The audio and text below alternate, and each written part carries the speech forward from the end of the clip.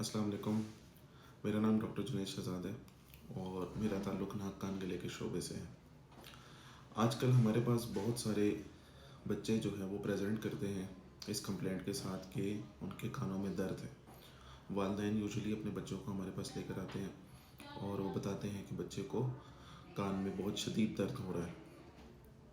इस हवाले से इस वीडियो में मैं कुछ गुज़ारिशात पेश करना चाहूँगा।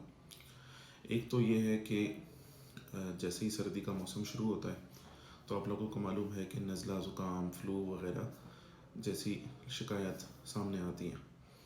तो ऐसे मौसम में एक तो सबसे पहले एहतियात ज़रूर करनी चाहिए कि बच्चा जो है आपका या आप ख़ुद भी सर्दी से बचने का एहतमाम शुरू करें और ऐसे मौसम में ठंडा पानी, कोल्ड ड्रिंक्स, इस तरह की चीज़ों से एहतियात करें। दूसरे नंबर पे अगर किसी बच्चे को फ्लू या नज़ला ज़ुकाम हो गया है या उसका नाक से रेशा आ रहा है, नाक बंद हो रहा है, खांसी हो रही है, तो उसका फ़ौरी तौर पर इलाज करवाएं।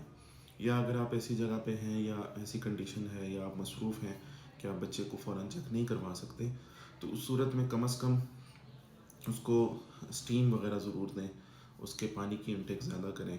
घर में जो आप नॉर्मल उसको कहवा वगैरह या इस तरह की कोई हॉट ड्रिंक्स वगैरह दे सकते हैं, चाय दे सकते हैं, ठीक है, इसका एहतमाम ज़रूर करें। और स्टीम का एहतमाम ख़ास तौर पे करें कि उसको पानी को उबाल के उसकी भाप ज़रूर दें। इससे जो है काफ़ी हद तक चीज़ें कॉम्प्लिकेट होने से बच जाती हैं, क्योंकि अगर आप इस नज़ला ज़ुकाम को टाइमली ट्रीट नहीं करते तो उसकी वजह से क्या होता है कि नाक में या गले में जो रेशा आ रहा होता है वो कभी कभी कानों में भी चला जाता है और कानों में भी उसकी तरफ वजह से एक नेगेटिव प्रेशर पड़ता है, जिसकी वजह से बच्चों के कानों में रेशा जमना शुरू हो जाता है और बज़ा औक़ात उस रेशे में पस बनना शुरू हो जाती है, यानी कि पीप बनना शुरू हो जाती है, जिसकी वजह से बच्चों के कानों में दर्द होता है। अगर तो सिर्फ रेशा बन रहा है कान में तो उस सूरत में बच्चे का कान बंद होगा और उसको सुनने में मसला होगा।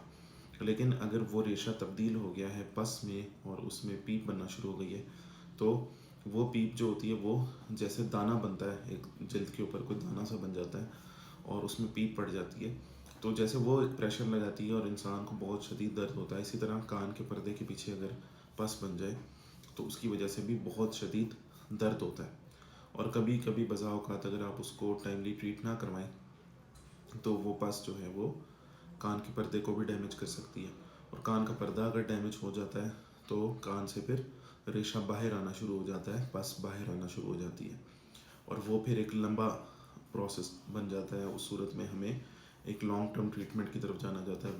बाज़ औक़ात पर्दा दवाइयों से ठीक हो जाता है, बाज़ औक़ात पर्दा ठीक भी नहीं होता।